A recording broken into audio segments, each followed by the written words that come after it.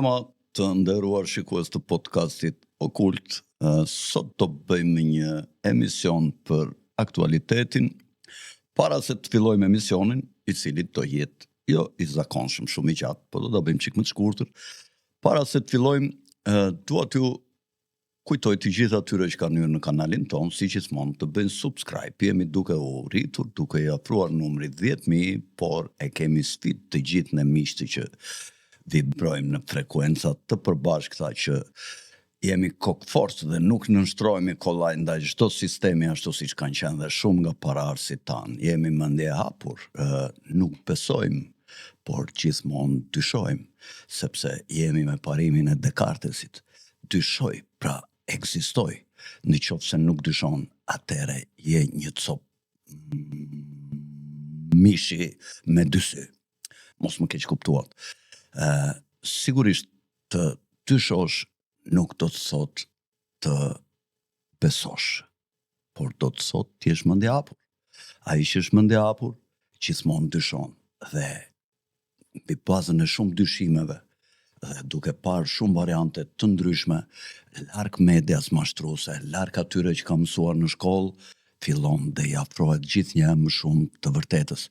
E të vërtetës mund t'i afrohen vetëm ata që janë open mind dhe që gjithmonë dyshojnë mbi ato që mendojnë në momentin dhe në çastet e fundit. Prandaj të gjithë ata që janë me tash ose pa tash i tharë të rene Descartit, dyshoj, pra ekzistoj, cogito ergo sum, i thonë në latinisht, në mos gaboj me sa më mend, dyshoj, pra ekzistoj. Kush nuk dyshon, nuk ekziston, është një i vdekur.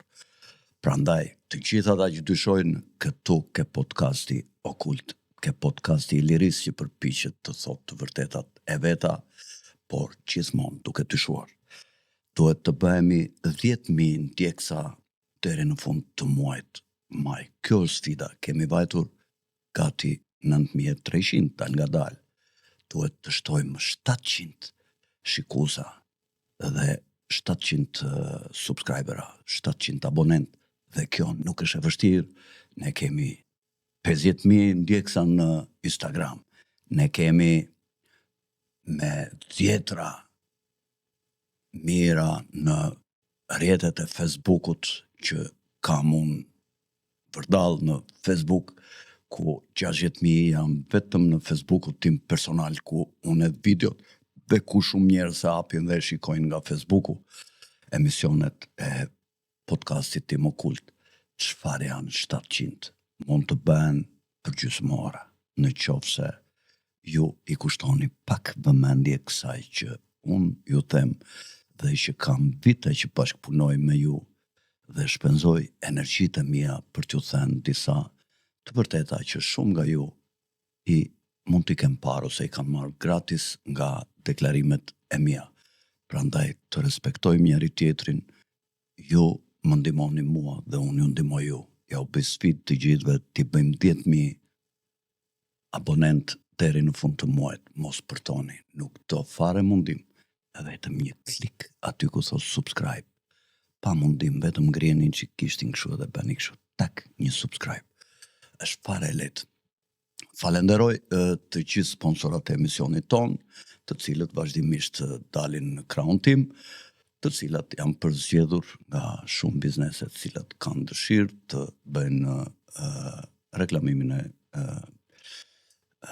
bizneseve të tyre pranë Okultit, podcastit Okult. Kush dëshiron mund të kërkoj bashkëpunim me podcastin Okult nga bizneset dhe nga fjalën, duke dërguar një mesazh ke numri i telefonit që shfaqet këtu në krah, gjithmonë në WhatsApp, vetëm me mesazh. Dhe ne do t'i rivendosim kontaktet me njerë me ta, në qoftë se o ta shikojmë të arsyeshme. Gjithashtu, ju njoftoj që kush të dëshiroj mund ta shikoj këtë emision me titra, qoftë jashtë Shqipërisë, nga shqiptarët jashtë Shqipërisë, qoftë nga ata që janë këtu në Shqipëri dhe nuk e din mirë shqipen, mund të jenë fëmijë emigrantësh ose personat cilët janë me pasaport, me qytetari të huaj dhe nuk e din mirë shqipen, por që mund të kenë interes për ndjekur emisionet tona, mund të hynë me titra në gjuhën e tyre pasi YouTube e afron këtë mundësi dhe për videot në gjuhën shqip. Duhet ta falenderojmë YouTube-in për këtë mundësi që na e ka krijuar kohët e fundit edhe ne shqiptarëve. Mirë, tema për cilën do të flasim është tema a po kërcënohet Trump për ta eliminuar fizikisht nga ish strukturat e larta të policisë sekrete amerikane. Disa prej jush mundet që e kuptojnë përse e kam fjalën. Ditë të fundit, gjatë kohës që Trump ishte për vizitë në vendet e Gjirit Persik, për cilën ne mbajtëm një emision ditën e djeshme, Comey James Comey shefi FBI-t i vendosur nga ish presidenti Obama në gjatë kohës kur ai ishte president, dhe i larguar nga Trumpi në mandatin e tij të parë për shkak se Comey ishte përfshirë dhe bashkëpunonte në lidhje me një akuzë që i beshe presidentit Trump gjatë presidencës së tij të parë, sikur Rusia kishte manipuluar rezultatin për fitoren e presidentit Trump, ku James Comey ishte pyetur disa herë nga mediat, madje e thirrën dhe në disa në Senat, në disa nga ato komitetet e sigurisë, ku ai ka folur në lidhje me hetimin nëse shteti rus dhe Putini kishte gisht në fitoren e Trumpit të parë në vitin 2016-2020. Po, çka ka ndodhur në fakt? James Comey ka hedhur në Instagram një postim në rrjetet e manjatit të Facebookut dhe të Instagramit, i cili dihet që është një globalist, ka hedhur një postim ku, ja ku e keni postimin, me guas ka deti, ka hedhur një numër 86 dhe pak i distancuar numrit 47. James Comey ka thënë që këto ishin bërë rastësisht, t'i gjeta në plazh, kur po bënja shëtitje, gjeta këtë bashkim të këtyre numrave nga guaskat e detit dhe më pëlqevi dhe e hodha. Po, kritikët thonë se aty është bashkimi dy numrave, i numrit 86 dhe i numrit 47. 47-a, që ta mbyllim bisedën për 47-ën, është presidenti 47 i Shteteve të Bashkuara. Po, çfarë është ajo 86-a? Ju lutem foton tjetër, regjia, foton e presidentit Trump në presidencën e tij të parë që i kam dhënë regjisë, ja ku është edhe James Comey. Kjo është një foto ku presidenti i Shtetit Bashkuara ka dalë më 9 prill 2018, kurse ish drejtori i FBI James Comey në Capitol Hill në Washington më 8 qershor 2017, vitin 2017. Kur e ka bërë këtë postim James Comey? E ka bërë në datën 16 maj, siç u thash, gjatë kohës që presidenti Trump ishte për vizitë në vendet e Gjirit Persik. Ky postim që u tregova më përpara, i James Comey e ka futur ish drejtorin e FBI-t në një vorbull akuzash nga kritikët se ai ka bërë thirrje për vrasjen e presidentit bashkuar Donald Trump. Comey në fakt është një kritik i ashpër i Trumpit dhe e ka mohuar këtë deklarat se fotografia që ai kishte hedhur nuk bënte thirrje për dhunë dhe thotë se unë e kundërshtoj dhunën e çdo lloji. Dhe me njerë pas komenteve të shumë njerëzve, ai e hoqi foton nga Instagrami. Megjithatë, mbrojtja e tij nuk i ka qetësuar mbështetësit e Trump, sidomos ata në Departamentin e Sigurisë Kombëtare të Shtetet Bashkuara dhe të Shërbimit Sekret, të cilët në mënyrë të pavarur kanë deklaruar se janë duke hetuar incidentin.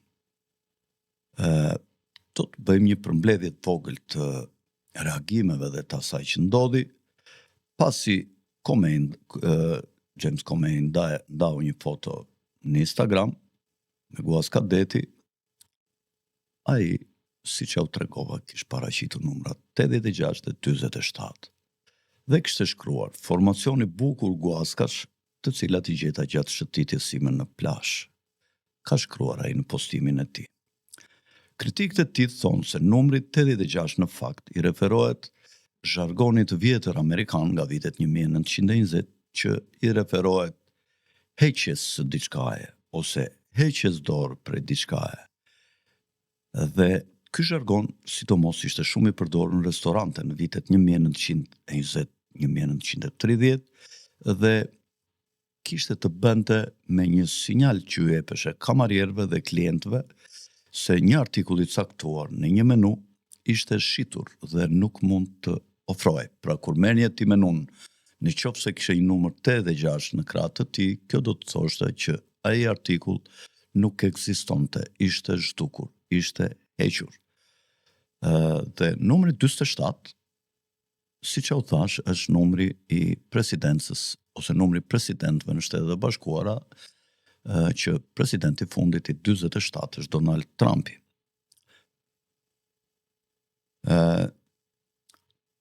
James Comey thotë se nuk ishte një mesazh politik sot, por ishte një foto e zakonshme që i kisha bërë në plazh sot, dhe këtë postim e mora me një foto thotë që ishte bërë në mënyrë të natyrshme nga deti dhe nga rera. Dhe nuk e dija që disa njerëz do t'i lidhin ato numra me dhunën. Nuk më ka shkuar kundër mend, po unë jam kundër çdo dhunë, kështu që prandaj hoqa postimin, thotë James Comey në një ripostim tjetër. Hashtagu në fakt 8647 është shfaqur më parë dhe që në mars në faqet e medjave sociale si TikTok midis postuesve që kritikojnë Trumpin dhe bëjnë thirrje për shkarkimin e tij, është vendosur zakonisht ky numër. Ai është bërë një kod i heshtur për kundërshtimin e presidentit Trump. Por çfarë kanë thënë aleatët e Trumpit dhe përfaqësuesit e agjensive qeveritare që merren me ruajtjen e sigurisë të rendit dhe të presidentit në Shtetet e Bashkuara? Mbështetësit e Trump në kanalet e medjave sociale kanë denoncuar postimin e Comey duke i quajtur një thirrje për vrasjen e presidentit. Djali i presidentit, ju lutem Donald Trump Jr., ju lutem ndroni foton, idhni postimin e Donald Trump Jr. Ja ku e keni. Tha të ejnëten në një postim në X e ka postuar këta në platformën Elon Muskut, kur ka thënë se Comey rastësisht kishte bërë thirrje që babai im të vritej, ja ku e keni atje. Just James Comey casually calling for my dad to be murdered. Duke shtuar se postimi ishte i shmendur.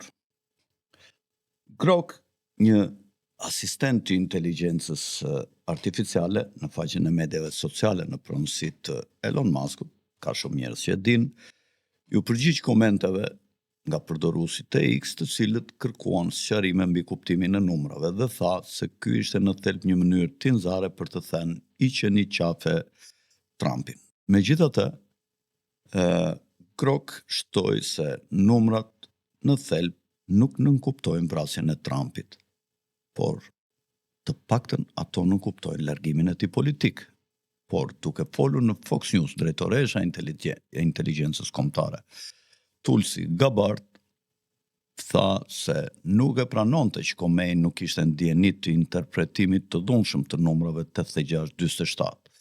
Gabbard tha se Comey duhet të mbahet përgjegjës dhe të futet pas sekurave për këtë. Kongresmeni republikan nga ana e tij, Andy Ogles tha se u dërgoi një letër agjensive të inteligjencës amerikane duke kërkuar një hetim mbi postimin shqetësues të Comey për të parë nëse ish shefi i inteligjencës kishte shkelur 2 ligje federale, kërcënimin ndaj presidentit dhe shkëmbimin ndërshtetëror të komunikimeve kërcënuese me kode. Ogles kërkoi gjithashtu konfirmim nëse Comey ka ende qasjen materialet klasifikuara për shkak të rolit të tij të mëparshëm si drejtor i FBI. Nëse Comey e ka thyer ligjin, ai nuk duhet të kalojë në paraburgim. Ai duhet të jetë në pranga për një kohë të gjatë, shkroi Ogles në platformën X.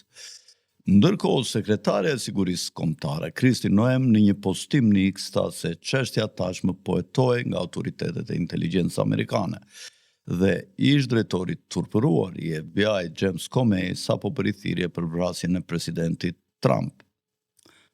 Shërbimi sekret po heton këtë kërcënim dhe do të përgjigjemi në mënyrë të përshtatshme, ka shkruar Kristi Noem, sekretarja e sigurisë kombëtare.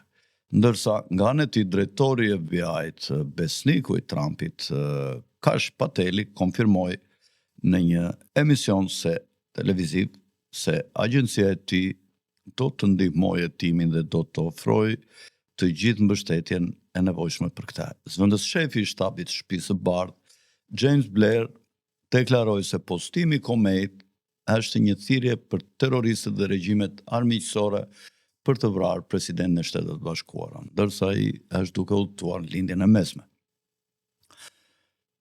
Çdo demokrat që nuk e dënon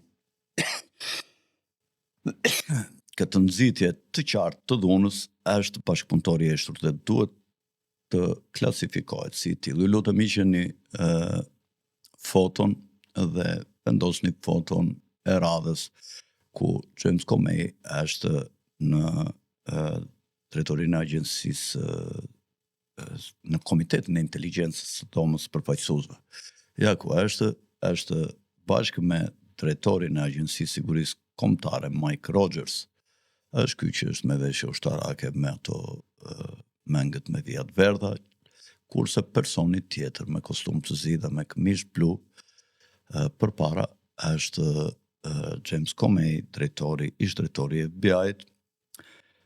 Kjo foto është bërë në 20 mars 2017, ku James Comey dhe Mike Rogers janë thirrur në Komitetin e Inteligjencës së Dhomës së Përfaqësuesve për akuzën që është bërë ndaj Trumpit dhe për hetimet që kishte bërë FBI në lidhje me mbështetjen e tij nga qeveria ruse dhe nga Putini gjatë fushatës së vitit 2016.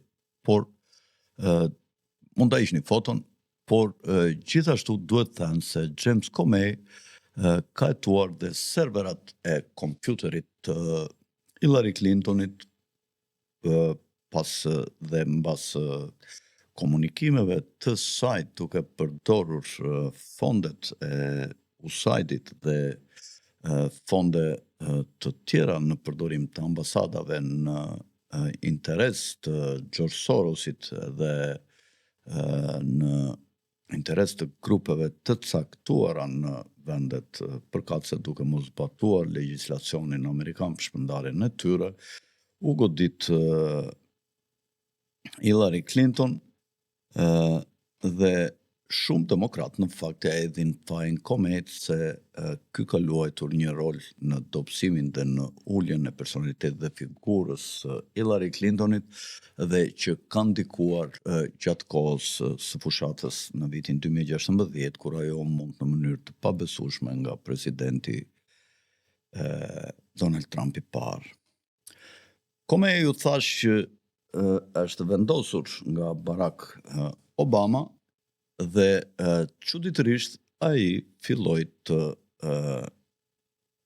krijonte një opinion që edhe presidenti Trump kishte ardhur në pushtet me manipulime dhe në mendimin dhe në ndikimin e shërbimeve dhe të inteligjencës ruse duke ardhur në pushtet. Dhe presidenti Trump e largoi Comey në vitin 2017.